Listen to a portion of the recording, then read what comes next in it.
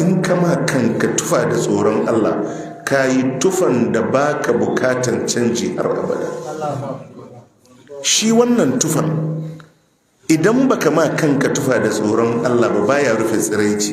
Shi yasa da ka samu mutum ya kai shekara 40 ko 50 ko 60 yana sa manyan kaya waɗanda ake ganin sutura ne, amma idan mai bin mata ne sai ka samu ƙananan 'yan matan anguwa ko gari duk sun san tsiraicinsa.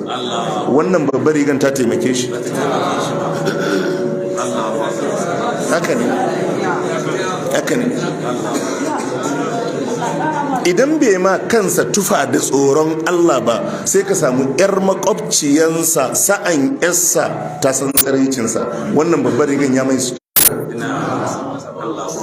Bai mai sutura ba. Allah ya ce kama kanka tufa da tsoron Allah. In ka yi tufa ma kanka da tsoron Allah ka shiga cikin sutura, tsiraicinka ya rufu. Idan mace ba ta tsoron Allah, wannan zannuwa da take saya da su rufe mata tsiraici?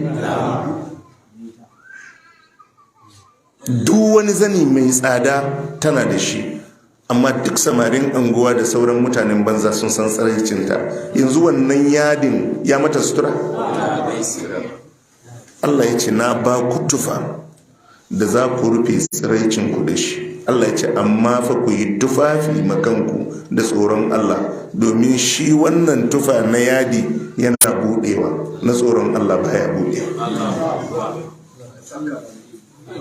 Zalika min ayatin lahi. Allah ce duk wannan ayoyi ne na Allah, la'allakum yadhakkarun. Allah ce ina haka ne kuma domin mutane, ina wannan bayani ne na ayoyi. Allah ce domin mutane su wa'astu.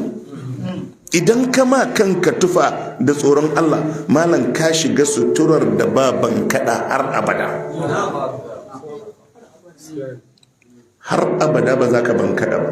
Ka yi ma duniya lissafi da kyau, ka yi mata lissafi da kyau a natsi, ka bibiyi ayoyin Allah ka yi tadabburinsu. Idan yau aka ce a garin nan kana da gidaje guda 50 duka naka ne, duka gidajen nan suna ne naka, yadda ka ga dan haya ya fita wallahi kai ma haka da ka fita ka bar gida, ba ku da bambanci. Wannan gidankan da kake gani ko ki wallahi ba za ka tafi da shi, gida dai gidanka ne, amma inda ka gan shi a ginan nan wallahi haka za ka haƙura ka bar shi agun da ka bar shi. Duk ka dinga wannan lissafin, ina za ka je da gidajen? Babu. Kana da gidaje guda 20-30 baka da kyakkyawan masallaci guda ɗaya. Shi masallaci na ka ne, zai dinga bin ka. Ko hutawa aka yi ba sallah ba, wani ya huta a masallacin za a baka lada. Ka tafi da kayanka, za a je araba gadon masallaci ne? Ka tsira da na bakinka. To ka sayi gidanka ka saya, in kana son gidajenka ka saya, amma dai kar ya hana ka kuma wancan tattalin. Ka duk motocin nan da ka gansu, duk motocin da suke kofar gidanka a kori kura da akai ka, za a dauke ka a Prado a kai ka makabarta ne? Prado ta zama na hajiya. Prado ta zama na hajiya. Prado ta zama na hajiya. Za a kai ka makabarta da Prado ne? Wannan dai a kori kuran ita ce. Haka ne? To Allah ce falata gurrannakum alhayatud dunya, kar ku bar rayuwar duniya ta rude ku, wala yagurrannakum billahi algarur, kar ku bar mai rudi ya rude ku shedan ya raba ku da ubangijinku.